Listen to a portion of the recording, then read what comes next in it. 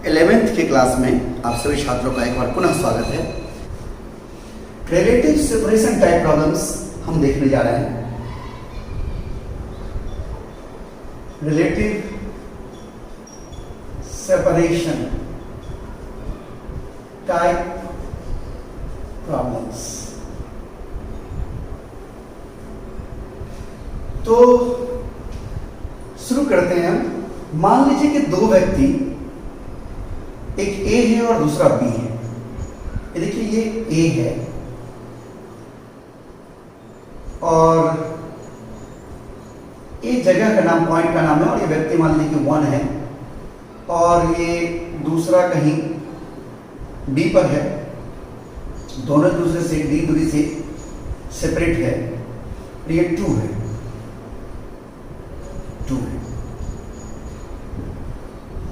अब 1 जो है वो पॉइंट ए पर है, t बराबर 0 पर, और उसी समय में ये भी b पर है।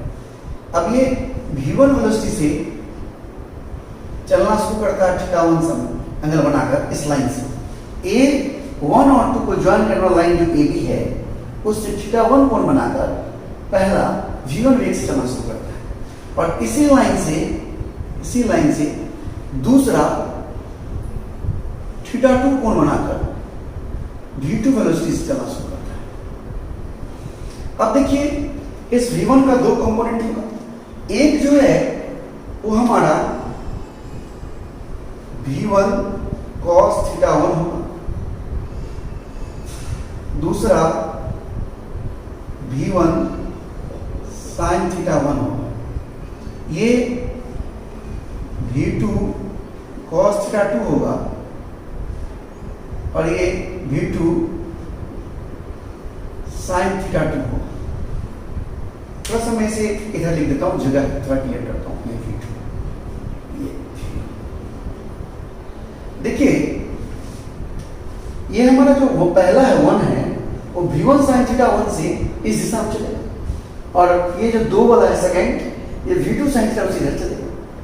इस v1 sin θ1 और v2 sin θ2 की वजह से 1 2 को कभी नहीं पकड़ता, दोनों दूसरे के पैरेलल चलेगा। लेकिन इस लाइन में वेलोसिटी है, दोनों को ज्वाइन करने लाइन में वेलोसिटी है v1 cos θ1 और इसका वेलोसिटी है v2 cos θ2। तो 1 2 को पकड़ सकता है जब v1 cos θ1 का मान v2 cos θ2 को मान से ज्यादा हो। इसके विपरीत अगर v2 cos θ2 का मान ज्यादा हो v1 cos θ1 से, तो सेपरेशन बढ़ने लगेगा, यानी नजदीक आएगा जब v1 cos θ1 v2 cos θ2 से बड़ा हो, और दूर हटने लगेगा जब v2 cos θ2 का मान v1 cos θ1 से बड़ा हो। यानी दोनों एक दूसरे के नजदीक आएगा या दूर जाएगा, ये निर्भर करता है दोनों 1 और 2 को ज्वाइन करने वाले लाइन में वेलोसिटी है उस पर। यानी यहां हम लिखते हैं relative separation or approach depends on the velocity along the line joining the two bodies 1 and 2। एक और 2 को ज्वाइन करने वाला लाइन में जो वेलोसिटी है उस पर निर्भर करता है। मैंने स्पष्ट लिखा है कि रिलेटिव सेपरेशन और अप्रोच, सेपरेशन या अप्रोच निर्भर करता है on the velocity along the line joining the 2 bodies 1 and 2। एक और 2 को ज्वाइन करने वाले वेलोसिटी पर। यहां here if v1 cos θ1 greater than v2 cos θ2, then body 1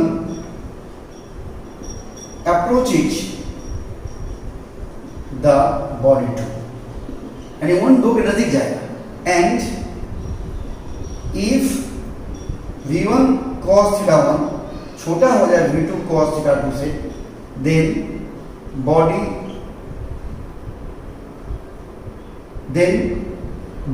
2 moves away from 1, 2 1 से दूर जाए। तो ध्यान दीजिए मान लीजिए कि इस केस में अभी हम मान लेते हैं कि V1 cos θ1 V2 cos θ2 से बड़ा है, ऐसा मान लेते हैं। Suppose here V1 cos θ1 greater than V2 cos θ2. Therefore, relative velocity of approach equal to क्या हो जाएगा? तो V1 cos θ1 minus V2 cos θ2, ये वाला रिलेटिव अप्रोच हुआ, यानी दो के तुलना में एक का जो अप्रोच है वो हमारा ये है, रिलेटिव अप्रोच हमारा ये है। और सेपरेशन कितना है इसका? सेपरेशन D, इनिशियल सेपरेशन कितना है? D है। ध्यान दीजिए, अगर V1 cos θ1 का मान अगर 5 मीटर पर सेकंड हो और V2 cos θ2 का मान 3 मीटर पर सेकंड हो, तो 5 माइनस 3 5 माइनस 3 2 मीटर पर सेकंड, यानी इसका मतलब 1 2 को अप्रोच कर रहा है हर सेकंड 2 मीटर। पकड़ रहे हैं? तो जितना देर में ये बीच की दूरी अगर मान लीजिए कि अभी इतना D है, अगर मान लीजिए 10 मीटर है, तो 2 मीटर पर सेकंड से अप्रोच कर रहा है, तो कितना देर में 10 मीटर दूर उसकी तुलना में चला जाएगा? 2 की तुलना में 1, जब 10 मीटर चला जाएगा तो 1 2 को पकड़ लेगा। उसी तरीके से यहां पर 1 2 की तुलना में जब B मीटर चला जाएगा तो पकड़ लेगा। तो ध्यान दीजिएगा, हम जानते हैं V है एस पर आउटपुट, ये हम कब लगाते हैं? जब वेलोसिटी एक समान हो, कांस्टेंट, यानी रिलेटिव वेलोसिटी अप्रोच कांस्टेंट हो, बदल नहीं रहा हो, फिक्स हो, तो समय जो है time taken to approach the 1 to 2, या ऐसे कह सकते हैं कि time taken to catch the body 1 को कैच करने में, किसको? 2 को। बॉडी 1 will catch the body 2 after time t equal to समय बराबर क्या होगा? समय बराबर डिस्टेंस बाय स्पीड। तो डिस्टेंस s कितना है? d, और किस स्पीड से अप्रोच कर रहा है? V1 cos θ1 minus V2 cos θ2, यानी ये इतना समय के बाद, इस समय के बाद 1 2 को कैच कर लेगा, अप्रोच कर लेगा, पकड़ लेगा। समझ रहे? इसमें बहुत अच्छा क्वेश्चन सब होता है। मैं एग्जाम्पल्स अभी बनाकर आपको दिखाता हूं, पहले आप इसको नोट कर लीजिए।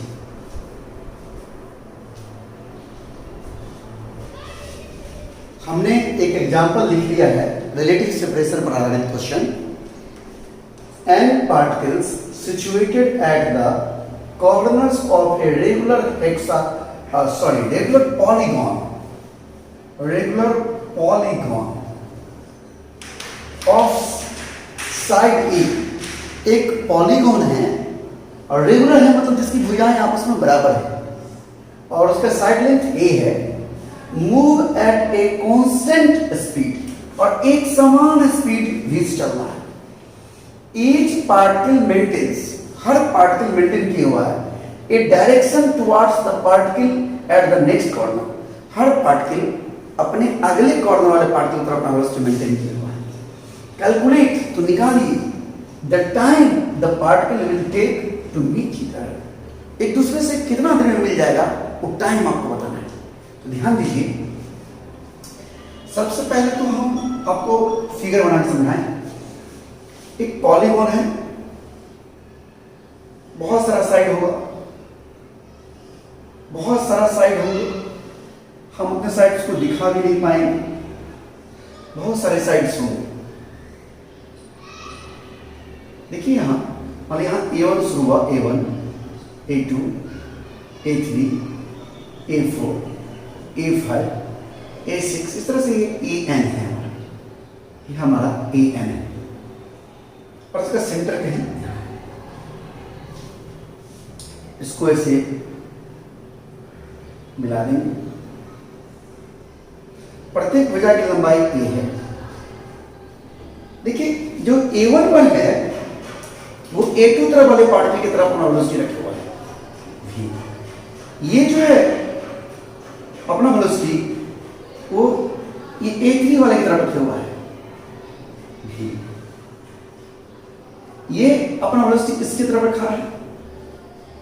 इस तरह सब एक दूसरे की तरफ रखा है, ज्यादा नहीं दिखाते हैं, ऐसे ही है हर जगह। ये एंगल मान लीजिए, तो अब ये इसको पकड़ेगा, इसके लिए इस दोनों को यानी A1 पर जो पार्टिकल है वो A2 वाला को जब पकड़ लेगा तो वही बात A2 वाला भी A3 वाला को पकड़ लेगा। क्योंकि जब ये इसको पकड़ सकता है, ये इसको क्यों नहीं पकड़ सकता है? और जब ये इसको पकड़ सकता है तो ये भी इसको पकड़ सकता है। देख रहे हैं ना? तो अगर हम इसको द्वारा इसका पकड़ा हुआ समय निकाल लें, इसके द्वारा इसका पकड़ा हुआ समय निकल जाएगा। अब सोच रहे ये सब कैसे पकड़ेगा, इसको हम अलग से समझाएंगे। पहले हम मैथमेटिकल चीज समझा देते हैं। तो यहां पर देखिए, पकड़ने के लिए, सेपरेशन या अप्रोच के लिए दोनों बॉडी को ज्वाइन करने वाले लाइन में जो वेलोसिटी है वो रिस्पॉन्सिबल होता है। तो इसको ज्वाइन करने वाला लाइन तो ये लाइन है, इस लाइन में जो वेलोसिटी होगा वो जिम्मेदार होगा। तो मान लीजिए कि ये एंगल यहाँ थीटा है, तो अगर ये एंगल थीटा है, ध्यान दीजिएगा, ये अगर थीटा है, हमने इस एंगल को कुछ नाम देके थीटा दे दिया। अब इस एंगल पर आप फाई कहें तो ये भी एंगल ऑफ फाई होगा, बराबर होगा, क्योंकि ये इक्वल होगा। तो फाई फाई, अच्छा ये एंगल कितना होगा हमारा, ध्यान दीजिए। तो पूरा एन साइड्स मिलकर ऊपर कितना कोण बनाएगा, देखिए गौर से, एन साइड्स मिलकर बनाएगा 2 पाई एंगल। तो वन साइड कितना बनाएगा, 2 पाई बाई एन। एक साइड यानी ये जो एंगल हमारा होगा वो कितना होगा, 2 पाई बाई एन। अच्छा देखिए गौर से, इसको अगर हम मिला दें, अगर इसको फाई करें तो ये भी फाई होगा और ये भी फाई होगा। इस पॉइंट A2 पर देखिए, एट पॉइंट A2 क्या होगा, 5 plus 5 plus theta equal to 180 यानी पाई।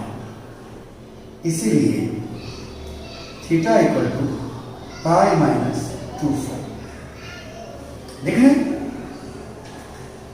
ये हमारा पाई माइनस 2 है। और अब इस ट्रायंगल में देखिए OA1 A2 में देखिए, ए ट्रायंगल OA1 A2 में क्या होगा, 5 plus 5 plus 2 pi by n equal to pi. यहां से आप कह सकते हैं कि 2 pi equal to pi minus 2 pi. अब इस 2 पाई का मान इसमें डाल दीजिए,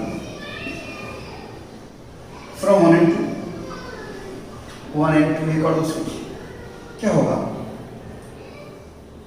theta equal to pi minus 2 pi का मान क्या है, pi minus 2 pi, pi minus 2 pi by n. देखिए पाई से पाई कैंसिल हो जाएगा, कितना आ जाएगा, 2 पाई। थीटा का मान निकल गया 2 पाई। अब इस v का कंपोनेंट इधर कितना हो जाएगा, v cos थीटा। तो अप्रोच के लिए इस लाइन में A1 A2 के लाइन में एक तो वेलोसिटी A1 का है v और A2 का है v cos थीटा, तो ये वेलोसिटी जिम्मेदार होगा। तो इस कंडीशन में रिलेटिव वेलोसिटी ऑफ अप्रोच क्या होगा, पहले वाला जरा देखिएगा, गौर करिएगा। तो रिलेटिव वेलोसिटी ऑफ अप्रोच, सबसे पहले ये समझिए कि अप्रोच क्यों, नजदीक क्यों जाएगा। तो v का जितना मान होगा उससे कम मान भी cos होगा, क्योंकि cos का मान 1 या 1 से कम ही होगा, 1 या 1 से कम। तो v को 1 या 1 से छोटे चीज से गुना करेगा तो स्वाभाविक v से कम हो जाएगा। तो ये v बड़ा है v cos थीटा से, इसलिए A1 A2 के नजदीक जा रहा है। तो कितना से जाएगा, तो v माइनस v cos। समझ रहे हैं, ऑलरेडी इस लाइन में इसका कंपोनेंट लिखने की जरूरत नहीं है। पहले वाला जो हम बताए थे, याद करिए, उस समय में ये जो AB था, ये 1 था, ये 2 था, उसमें ऐसे वेलोसिटी था V1, ऐसे था V2, ये थीटा 2 था। तो इसका कंपोनेंट इधर V1 cos थीटा 1, इसका V2 cos थीटा 2 था। इस लाइन में V1 cos theta 1, V2 cos theta. यहाँ पर इस लाइन में ऑलरेडी V है, V1 cos थीटा 1 को ऑलरेडी V है और V2 cos थीटा को ऑलरेडी V cos थीटा। देख रहे हैं। अब रिलेटिव, शुरू में सेपरेशन कितना है, ये है रिलेटिव सेपरेशन कितना है, ये। इसीलिए time taken to catch each other। यहाँ each other क्यों? कि जब A1 A2 को पकड़ेगा A2 भी A3 को पकड़ेगा, A3 भी A4 को पकड़ेगा, क्या होगा? T बराबर डिस्टेंस A बीच का सेपरेशन बाय अप्रोच वेलोसिटी क्या है? V minus V cos theta. T equal to A, V common ले लीजिए, 1 माइनस cos थीटा का मान 2 पाई बाई। अब देखिए यहाँ n पार्टिकल्स था तो n था, n पार्टिकल्स था तो यहाँ n है। अगर 3 पार्टिकल्स होगा तो n का मान 3 लेंगे, 4 पार्टिकल्स होगा तो 4 लेंगे, 5 होगा तो 5 लेंगे, 10 होगा तो 10 लेंगे। हम इसको और कुछ करके दिखाते हैं, पहले आप इसको नोट करिए।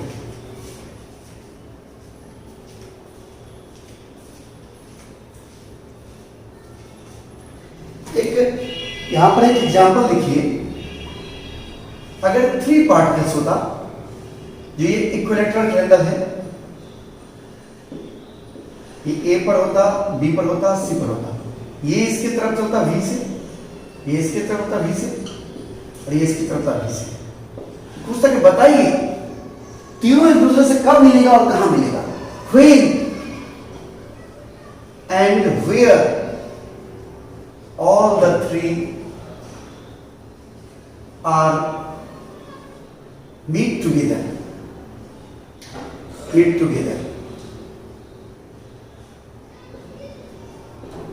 कब मिलेगा तो कहां मिलेगा? देखिए जब ये A कुछ देर बाद यहां पहुंचा तो B यहां पहुंचा तो C कहीं यहां पहुंचा।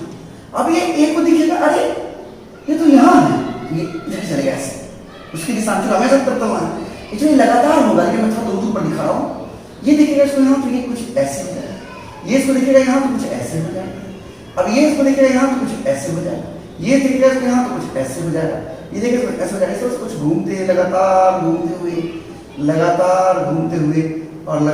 घूमते हुए तीनों एक दूसरे से सेंटर बन जाए।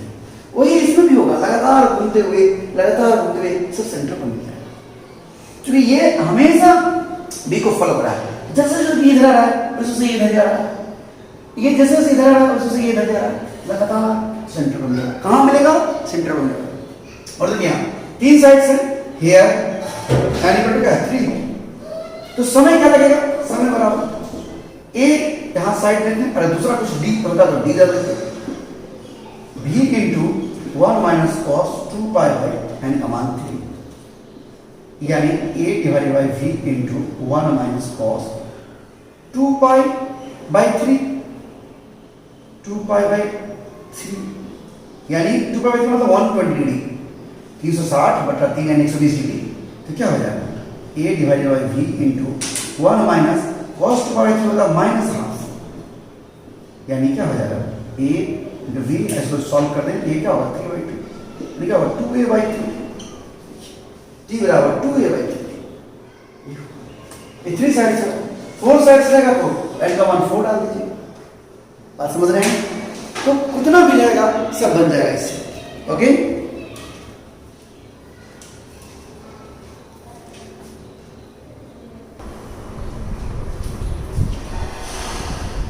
तो इस प्रकार से आप लोगों ने रिलेटिव वेलोसिटी को देखा। प्रॉब्लम से बनाइएगा आप लोग, जो भी प्रॉब्लम हो वो कमेंट सेक्शन में पूछिएगा।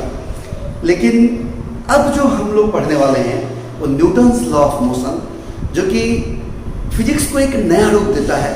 न्यूटन को ही क्लासिकल फिजिक्स का फादर कहा गया है, क्योंकि उन्होंने जो न्यूटन्स लॉज यानी लॉज ऑफ मोशन, गति के नियम के बारे में जो कुछ बातें कही, जो कि क्लासिकल मैकेनिक्स में पूरा डोमिनेंट है और उसी पर सारा काम होता है, जिसे हम डायनामिक्स भी कहते हैं। काइनेमेटिक्स में हम लोग बिना मोशन का कारण जाने हुए पढ़ रहे थे, लेकिन अब जो हम लोग पढ़ने जाएंगे न्यूटन्स लॉ में, उसको डायनामिक्स कहते हैं।